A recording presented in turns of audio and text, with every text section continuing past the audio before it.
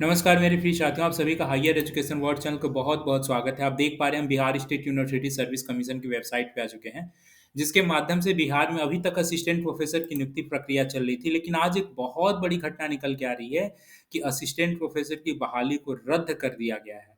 बिहार में जो अभी तक असिस्टेंट प्रोफ़ेसर की नियुक्ति प्रक्रिया चल रही थी, उसे आज माननीय न्यायालय के द्वारा रद्द कर दिया गया है और पुनः री-एडवर्टाइज़ करने के लिए कहा गया है। देखिए यहाँ पे स्पष्ट रूप से लिख रहा है कि नए सिरे से बहाली के लिए सरकार को आदेश दिया है, ठीक है?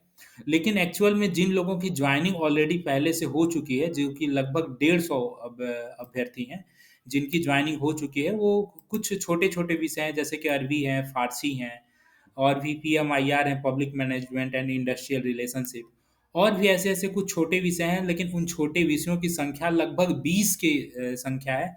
तो उन लगभग 20 विषयों में प्रभाव नहीं पड़ने वाला है, जिसमें कि लगभग 150 अभ्यर्थी की जॉइनिंग हो चुकी है। लेकिन बाकी जितने मेजर सब्जेक्ट हैं, बड़े-बड़े विषय, चाहे हिंदी रहे हों, साइकोलॉजी रहे हों, जिनका कि इंटरव्यू भी हो चुका है, हिंदी के तो रिजल्ट भी प्रकाशित किए जा चुके थे। इन सब की वैकेंसी रद्द कर दी गई है और पुनः री-एडवर्टाइज़ करने के लिए कहा गया है।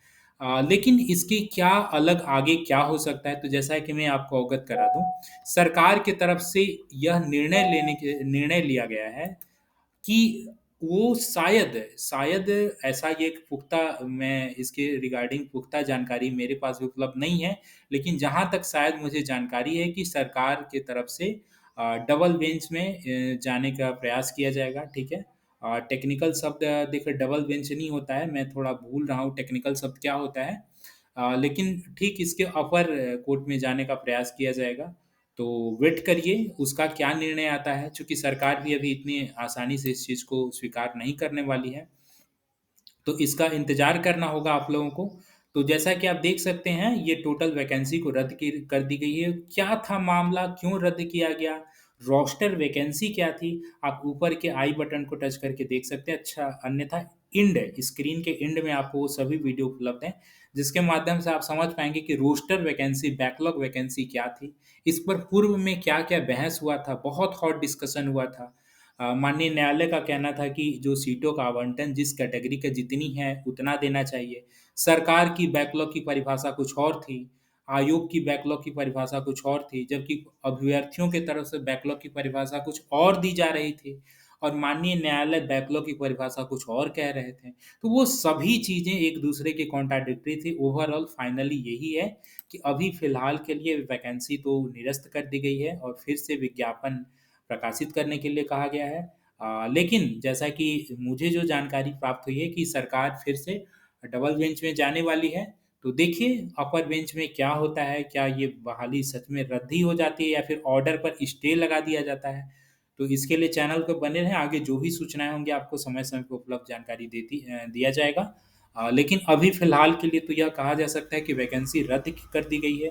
जितने भी इंटरव्यू होने वाले थे या हो रहे थे, वो सभी रुक जाएँगे और जो भी अभ्यर्थी जिनका रिज़ल्ट हो चुका था, जो बहुत ज़्यादा आशान्वित थे कि जल्द ही उनकी जॉइनिंग हो जाएगी, उन सबके लिए एक बहुत निराश करने वाली खबर है कि रिज़ल्ट पूरी तरह से वैकेंसी रद्द कर दी गई है, केवल उन विषयों को छोड़ कर के जिनकी ऑलरेडी जॉइनिंग हो चुकी है। लेकिन यह भी बड़ा हास्यास्पद है कि एक ही एडवर्टाइज़मेंट के अंतर्गत कुछ लोगों जिनकी जॉइनिंग हो चुकी है, उन्हें इस चीज़ का बेनिफिट मिल गया, जबकि जिनकी नहीं हुई है, जिनका इंटरव्यू भी हो चुका है, रिज़ल्ट आ चुका है, उनको इस चीज़ का बेनिफिट नहीं मिला।